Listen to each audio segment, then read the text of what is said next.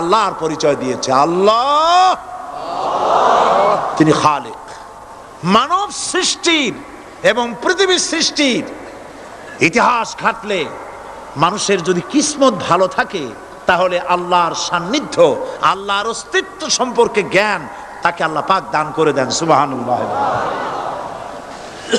পৃথিবীর সৃষ্টির ব্যাপারে বুদ্ধিজীবীরা কি বলছেন দেখুন। পৃথিবীর সৃষ্টির ব্যাপারে বিজ্ঞানীরা বলছেন যে এই পৃথিবী এরকম ছিল না তো কি রকম ছিল।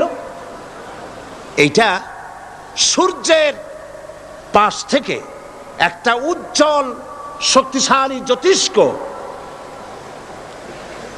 দারুণ ফোর্স নিয়ে যাচ্ছিল। সেই ফোর্স সহ্য করতে না পেরে সূর্যের একটি দুর্বলতম অংশ সূর্য থেকে ছিটকে মহাশূন্যে পড়ে গেল আর ঘুরতে ঘুরতে এই পৃথিবীর অস্তিত্ব লাভ করলো। বিজ্ঞানের এই কথা যদি বিশ্বাস করতে হয় তাহলে আমাকে বলতে হয় এখন তো মানুষেরা আর পৃথিবীতে ধরছে না, ঠিক কিনা? কথা বলছেন না কেন? মানুষ পৃথিবীতে এখন ধরতেছে। বিভিন্ন দেশ খালি বলতেছে মানুষ কমাও, সন্তান কমাও, বিভিন্ন পদ্ধতি গ্রহণ করো, আর মানুষ বাড়ায়ও না, অস্থির হয়ে গেছে। তো মানুষের পদবরে পৃথিবী এখন ভর্তি। এখন কেন দয়া করিয়া আর একটা জ্যোতিষ্ক সূর্যের পাশ দিয়ে গিয়া আর একটা দুর্বলতম অংশ সিটকে ফেলায় দিয়ে এরকম একটা পৃথিবী বানায় দেয় না?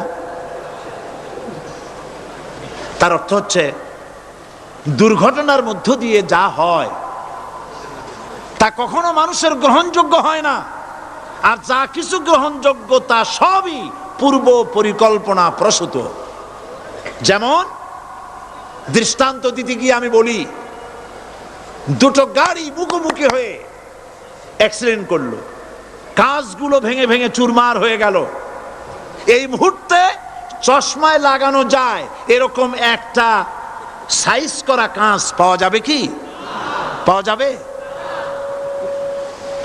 রেলগাড়ি অ্যাক্সিডেন্ট হলো, হাজার লোহার টুকরা পড়ে গেল, এক্ষুনি একখান কোদাল, একখান খন্তা, একখানা শাবল, একখানা দা, একখানা বটি অথবা জুতোয় মারার মতো একটা ছোট্ট পিনও প্রস্তুত আকারে পাওয়া যাবে কি? তাহলে বোঝা গেল অ্যাক্সিডেন্টের মাধ্যমে যা কিছু হয় তা মানুষের গ্রহণযোগ্য নয়, যা কিছু গ্রহণযোগ্য তা সব পূর্ব পরিকল্পিত।